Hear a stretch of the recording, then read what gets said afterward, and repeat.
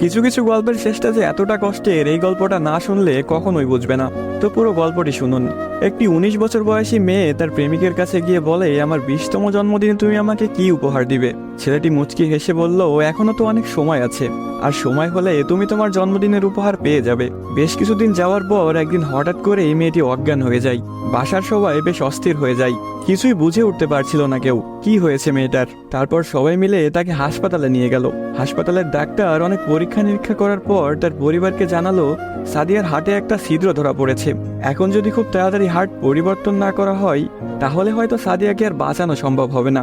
সবাই এই কথাটি শুনে কান্নায় ভেঙে পড়ল। সাদিয়ার মা বাবা কিছুতেই মেনে নিতে পারছিল না। সাদিয়ার প্রেমিক সাকিব তার বিষয়ে ডাক্তারের কাছ থেকে সবকিছু শুনে বলল, এ কিছুতেই হতে দিবে না সে। তারপর সাকিব মেয়েটির রুমে গেল, দেখলো তার ভালোবাসার মানুষটি বিছানায় শুয়ে আছে। সাকিবের কাছে যেতে এই মেয়েটি বলল, সাকিব, আমি মনে হয় আর বাঁচবো না। সাদিয়ার চোখের পানি মুছে দিয়ে সাকিব বলল, কে বলেছে তুমি বাঁচবে না? তুমি খুব শীঘ্রই ভালো হয়ে যাবে।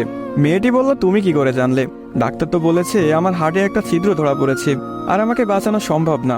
ধুর পাগলি, তোমার কিছুই হবে না, দেখো তুমি ভালো হয়ে যাবে। এভাবেই বেশ কিছুদিন যাওয়ার পর সাদিয়া সম্পূর্ণ সুস্থ হয়ে যায় এবং বাসায় ফিরে যায়।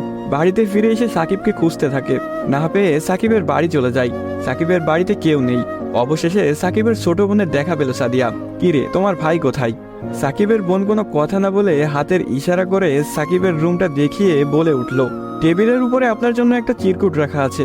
সাদিয়া কথাটি শুনে রুমে গিয়ে চিরকুট হাতে নিয়ে পড়তে শুরু করলো। প্রিয়তমা, আমি জানি যেদিন তুমি এই চিরকুটটি হাতে পাবে সেদিন তুমি সম্পূর্ণ সুস্থ হয়ে যাবে, সবকিছু ঠিক হয়ে যাবে আগের মতো, যেমনটা আমি তোমাকে বলেছিলাম। আমি বলেছিলাম না কিছু হবে না, দেখছো তাই হয়েছে। তুমি আমার কাছে 20তম জন্মদিনের উপহার চেয়েছিলে না? অনেক ভেবেছি, কিন্তু তোমাকে কি উপহার দিব ভেবে পাচ্ছিলাম না। তোমার অসুস্থতার কথা যখন ডাক্তারের কাছ থেকে শুনলাম, যখন বললো একটা হার্ট খুঁজতেছিল, তখন মনে হলো তোমার জন্য এর চাইতে ভালো কোনো উপহার হয় না। আমার হার্টটাই ছিল তোমার জন্য শ্রেষ্ঠ উপহার, যা আমি তোমাকে দিয়ে গেলাম। মন খারাপ করো না, আমি আকাশের ওই উপর থেকে তোমাকে সব সময় দেখব।